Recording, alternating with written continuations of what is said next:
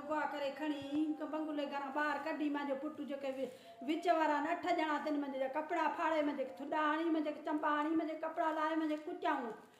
सत ते असांजो हरमदर्दी वारो केरु बि न आहे सो मुंहिंजो पुलिस ॿधो पियो न कजो बक कादर ॾुधुर लालाणी अकलाणी इन मुंहिंजे छोकिरे खे 8 ॼणा अची कुटियो थुॾा मुंहिंजे कपिड़ा फाड़े ॾिनऊं असांजो केरु कोन आहे असीं मल्क जा माण्हू मल्क किथे वेठो आहे पाण असां छेड़ा पियो थुॾा हणाए ॿिया वीचारा असां मुंहिंजी अपी ॾेई आयसि मल्क साहिब हे टेस्टीअ में मुंहिंजो छोकिरो फिराट करे कुटियाऊं अञा बि गाॾी बीठी टेस्टी पुड़ा बि पिया आहिनि हिते सो मल्क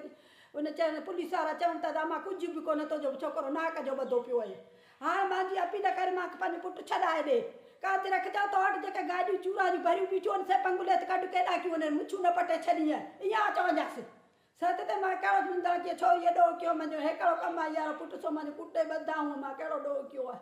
सो मुंहिंजो जल्दी मां पंहिंजो कढाए ॾे अॼो कोई ॾह मज़ा न कुझु बि कोन्हे मुंहिंजो नाक जो ॿधो पियो आहे कहिड़ो ॾोह कीअं कोरठ ॿधी वियूं त खणी आ झंग मज़ा मुंहिंजो कुटे पुटु खणी आ 5 लख गाॾीअ मां असां कढियाऊं 5 लख गाॾीअ मां बि कढियाऊं से रखियल हुआ गाॾीअ में पिया हुआ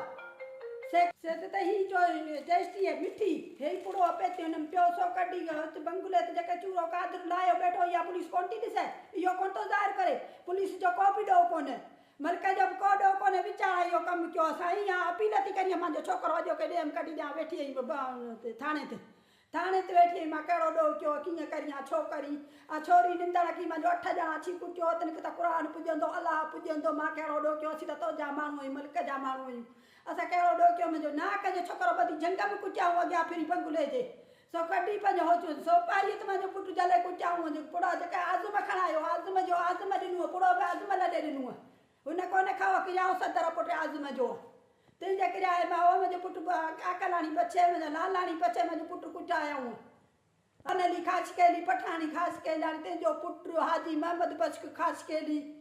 इहो तुंहिंजो पुटु पंहिंजो पीउ वफ़ात करे वियो असां मां वई साथी डोड़ी ॿियो केर बि मुंहिंजो होई वाई कोन्हे बाबा मुंहिंजो हिकिड़ो छोकिरो दिमाग़ में सही कोन्हे तुंहिंजे पुठि में वेही आहे हुयासीं कान अॼु पहुती वई थाणे त अॼु वार अची वई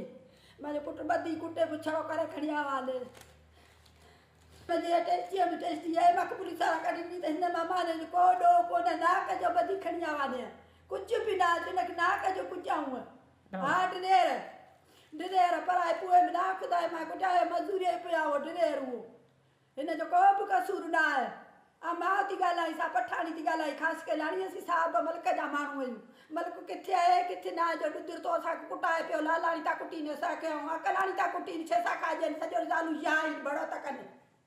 बेगरता जूं ज़ालूं लालाणी ऐं अकलाणी जूं किथे जूं ॻाल्हाइनि पई सोपारी खानी किथे पई हलनि आई ॻाल्हाईंदासीं कादर छह साहे कादर खे चओ भड़ूए खे चओ त जेको चूरो रखियो वेठो बंगुले ते सो पुलिस कोन थी ॾिसे तूं त ॼाण ॻाल्हाए हाणे तोखे चवां सुधो थी करी दे मल्क जे मथां हलियो सिधो त पोइ सिधो छंदा न सुबुह जो कोरठ थी वञी थी